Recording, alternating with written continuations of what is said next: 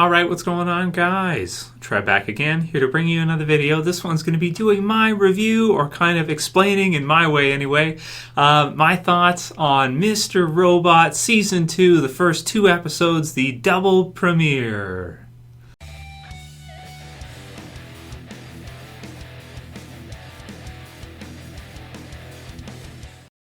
And spoiler warning, if you guys have not seen the premiere yet. So I was really excited for this one, guys. I got to be honest with you. Mr. Robot Season 1, man, my favorite TV series that was on last summer. Absolutely just, man, such an amazing first season.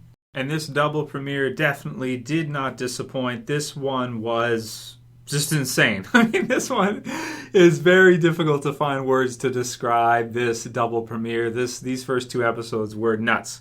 Absolutely nuts. Very cryptic. Some extremely advanced themes in this one. And not just like one theme of the double episodes or even of one episode and of the other. This one has some really extremely interesting ideas in it. Because, of course, coming up after the first season with the season finale of Season 1, we see pretty much society not totally crumble, but to the point where, E Corp has been badly damaged, and economically everything is uncertain. So with regards to control, and kind of one of the themes in the episode, the control is an illusion, we do get that sense. You have everything kind of just going nuts economically, and there's some really good representation in this one of what's happening, as you have, of course, the bull and the bear on Wall Street. The bull representing the bull market. If you guys aren't familiar, a bull market is when things are going great and people foresee, their perception is that in the future things are going to continue to rise, so they stay in the market. They buy stocks, they buy equities, they invest, and they hope that it's a bull market that they're in and that their investments are going to go up. A bear market, of course, is the opposite, where nothing is gaining. You could see it as like recession or stagnation. Either flatlines or worse, you're gonna die by 2008, 2009. So that's a bear market. So in this one, F Society, they cut the balls off the bull. Balls are gone. The balls are on the table. So they cut the balls off.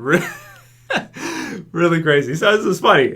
So really funny stuff, and definitely representative of what F Society has done. In this one, we see at the end of the first episode, going into the second, them use, and I can't get behind. They use ransomware on E Corp to have them do a show where they cause them to burn all kinds of money in front of people, and of course it spreads, and people with their phones, everything. Of course, nowadays you got a cell phone, boom, you got video, and it's kind of a display that you have Darlene, who's pretty much taking control of F Society at this point, who's heading the whole thing and causing this to happen.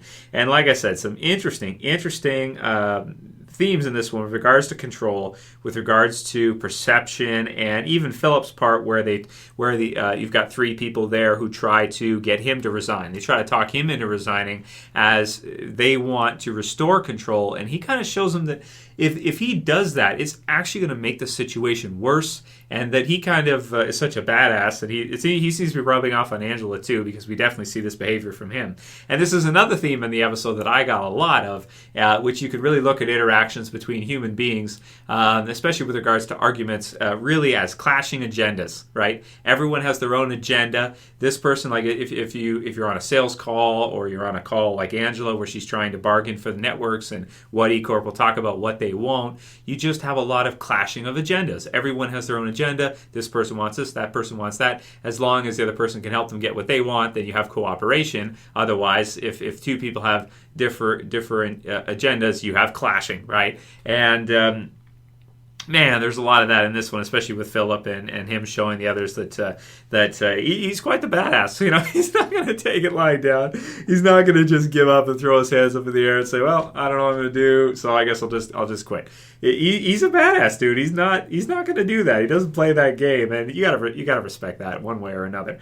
So I love that part from him, and to see, that's why part of this premiere is so crazy for me, because he's supposed to be kind of like our bad guy, and going through season 1, we're like behind F Society because we're seeing it from their perspective, and they're trying to stick it to the man, they're trying to do all this stuff, and instead, what seems to happen is they actually make the situation much worse, and you have innocent people getting killed. Major spoiler warning: Gideon getting shot by this Brock guy, if that is even his real name, out of nowhere, which was absolutely crazy to see, and really dark and really sad, and definitely mixed emotions. So I absolutely hated to see that part. And again, clashing of the agendas with regards to that interaction. Him being kind of the patsy and the other guy not allowing it to happen. So you kind of have a theme of capitalism almost turning into anarchy, but not totally, but getting there. Getting towards that point in this episode, and both of these episodes. And damn, is it interesting, and just something you could probably watch over a few times and just ponder on and think about with regards to maybe your life in the real world. And there was a part in this episode that I thought I was losing my mind. I thought I was going crazy just from watching the episode. It was so nuts. So there's what happened with Gideon and Philip. Gideon, unfortunately, don't really need to talk about him anymore in the series because. Yeah, man, that was brutal to watch. And also Darlene using the ransomware and stuff. I can't get behind that, man. I can't get behind people using ransomware. So it's like they flip from me, the good guys, or the guys the protagonists, I guess, the group. Even though it's so gray, such a gray double premiere, and so provocative and so thought provoking. It's just crazy, man. You got almost gotta like digest this one. Like you gotta watch it and then maybe give it a couple days, think about it, watch it again, and then settle on it, on what you think. So. And that's the best way to describe this kind of premiere.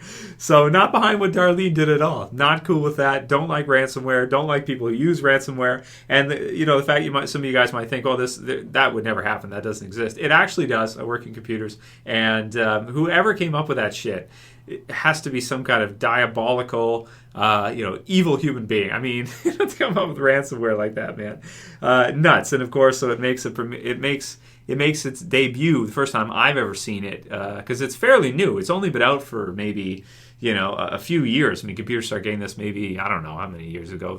From the first time I saw it, probably 3-4 years ago, something like that. But so can't get behind that. And again, it's like the characters that I was behind before, not necessarily. Let's go on to Angela, and then we'll get into Elliot after. So Angela's another one where I was definitely behind her before. Was definitely seeing things from her perspective, and she's got these values, and her mother was killed, and she wants to change things, and she wants to do good as well too in her way. So she's got a lawyer and lawyer's team, and they're working on stuff. And then you've got the meeting with her and the lawyer in this one, and again you have the clashing of agendas, and Angela's saying, I guess maybe taking a little bit from Philip and becoming quite the badass, and you get to see her in the office too, in the cubicle, and she's fighting with the other lady, the other girl, and you can see there's like this office gossiping thing going on, and she goes and tells the boss and this kind of stuff, but Angela nails it anyway, so she's like, whatever, what's up, I landed it, whatever, this is what it is, playing hardball, this kind of deal. So again, the clashing of the agendas and just craziness. So I respected that. I was like, okay, she's a badass there. That's cool. But then she kind of goes against what she was doing with the lawyer, where she was going to quit by a certain time with E Corp, and she doesn't. So she lets her know that she's going to stay on and that she really doesn't care, and this is what's going to happen, and that's it. And she's the boss. So again, her agenda is omnipotent. You can't change her agenda. It is what it is, and too bad. And then she sleeps with sleeping with the enemy, so to speak. That's another symbolism. She just sleeps with a random guy at the bar afterwards. So, and then she listens to some positive affirmations about her self-esteem and self-confidence. So I don't know if she's just lonely and dealing with some kind of crazy issues, but she kind of seems like she's losing her mind to me. And since she's listening to these, it's like, I am confident. I am this, programming this subconscious thing. I never got into this stuff. I've seen it before. I've listened to some Tony Robbins stuff, and he's big on the getting your body into it and all this stuff. Anyway, it's not my thing. Maybe I don't know. Maybe I don't need it or something. I just do what I do anyway. Or if I feel like subconsciously I'm slacking or I'm being kind of a loser, I just kind of whoop my own ass in my mind and call myself some derogatory words, and then tell myself to get back at it if I'm being a wuss or whatever. I do that with push-ups. Very effective with push-ups and weightlifting. So I didn't really like what's happening with Anjali. I feel like she kind of sold out on her values here. She's working for the company that killed her mom, and now she's not going according to their plan she had set up earlier. And, she's sleeping with random guys, this kind of deal. And, she's, whatever, man. She's doing her thing. But, I'm not behind that either. So, again, another character that I was really behind. Now I'm like, I'm not really. We had Tyrell, who we find out, now that was the best part of the episode, probably, we find out that he's still alive. Even though, because I had thought that Elliot or Mr. Robot had killed him prior, and because he had the popcorn machine, you had the gun, all that kind of stuff that was going on around them near the season 1 finale. We hadn't seen him and everything, so it seemed just so weird. It's like, well, what happened to him? Where is he? He wasn't with Joanna, who she's got some weird stuff going on too. I mean, you don't talk weird. She's got some weird stuff going on with her as well too. And we knew she was kind of like a dominatrix or something, but she's got like this other guy, and she's like sleeping with him or getting him to beat her up and stuff. And she's into some kicky shit. I don't know. It's kind of like, the submissive stuff. I don't know what's going on with that. Anyway, but he kind of wants him to be dominant, but he's not. But, this kind of deal is like, he's acting, and then later, we can't leave together. You got to go this way. You got to go that way. And then she gets the phone. So I don't know what to say about that. That's just whatever. Whatever she's into and whatever, man. I never really liked her too much as a character anyway, so it is what it is. I always viewed her and Tyrell as kind of bad guys in the series anyway. Or at least people with very, very, very, I don't want to say interesting, but kind of deranged, habits and just weird things that they do. Okay, so that's all the other characters. Now let's get into Elliot. So Elliot, in this one, he's developed a loop for himself because he has this inner conflict, this inner turmoil going on inside of him. He has developed, he already kind of had it. We kind of found this out at the end of season 1. He has dissociative identity disorder, so also formerly called multiple personality disorder. So he has he's suffering from what you could say as disintegration of the personality. He's kind of losing touch with who he is, kind of in both personalities. In one way, you have Mr. Robot, and the Mr. Robot personality is trying to do its agenda, it's trying to do its thing. And then Elliot, on the other hand, he just wants to kind of duck out all this stuff, create some kind of familiarity loop for him for the day and structure for what to do, so he can just kind of, systematically go through the day and then go into the next day, and nothing have changed, and nothing outside of the norm, and nothing important, and nothing that would upset him or get him to the point where maybe he would become so angry that Mr. Robot might take control. In terms of Freudian theory, you can't really... Not so great as model, id, ego, superego. Not so great at breaking down what's happening with Elliot now, because of the personality. Unless you want to say each has their own and they've split. You have kind of, at some points, Mr. Robot will become masochistic, where he will try to shoot Elliot for control. And it's like representing, of course, who's in control, and then he'll get a gash on his head because he must have hit himself or something during the process of who's winning and who's taking over. He's got his journal. He's writing down. He's talking to his psychologist and or psychiatrist, probably psychiatrist. I'm not sure what she is. One of the two, whatever. It doesn't matter. And so he's writing it down. He's got his log and everything as he's trying to record time, because they each have their own memories. They each have their own, agendas, and they have their own things going on. He just wants everything to stay the same. Mr. Robot wants to get back in the business and, get into some more crazy, risky type of anarchy-based extreme behavior.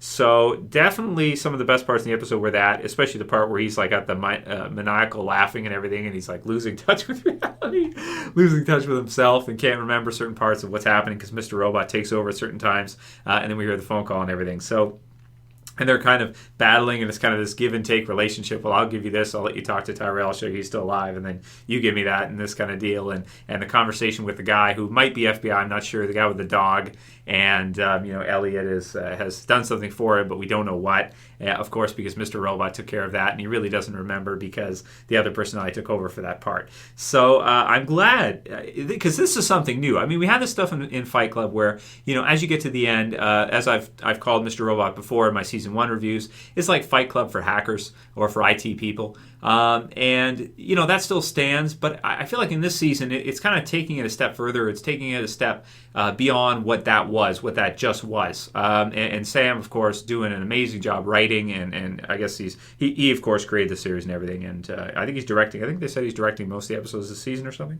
So he's obviously still heavily. The guy's a genius, man. Holy shit! Because it's kind of like he's taken what was in Fight Club and he's taken it to the next level, almost to the point where it's just so interesting to watch because Elliot is kind of on our side. Like, Elliot doesn't really know what Mr. Robot is doing, and it's kind of a mystery to us, and it's just so brilliantly done, and the sound and everything, and daydream, all this stuff.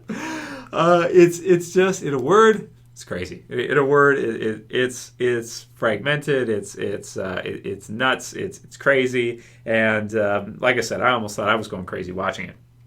So I loved it. I guess I loved everything that's happening with him.